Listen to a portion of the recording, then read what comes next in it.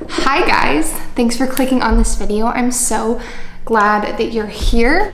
I'm going to be showing you how I do my research and my studies for my Bible studies that I have on my channel. I wanted to do this because I feel like this is something that everybody can do, and with those Bible studies, that's been something that I've been learning this information and just like relaying what I'm learning in those videos. Like, I want you guys to know I'm not a Bible scholar. I'm not like a theologian of any sorts.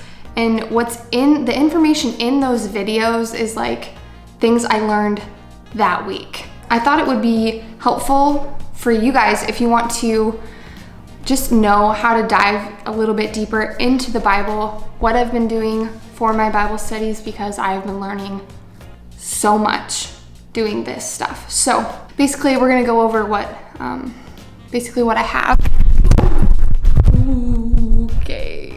Okay. I went to reach under the tripod and knocked it over. We're off to a great start. So I have my regular Bible, a notepad or any sort of notebook that you can write down notes. I have my study Bible. I have my laptop and a pen. So pretty much this is stuff everybody has. We're gonna get into it. I'm kind of gonna go step by step of what I do, and honestly, this feels like a mess, but I hope that this is helpful. Okay, so the first thing I will do is I will read through whatever book I'm studying or whatever chapter just in my regular Bible. So the next chapter I'm doing for my study is chapter 4. Let me get my notebook out. I'll read that. Then I like to go in my study Bible first. I'll read any of the notes that are down on the bottom. This is a John MacArthur study Bible, so all the notes are his notes, which are great.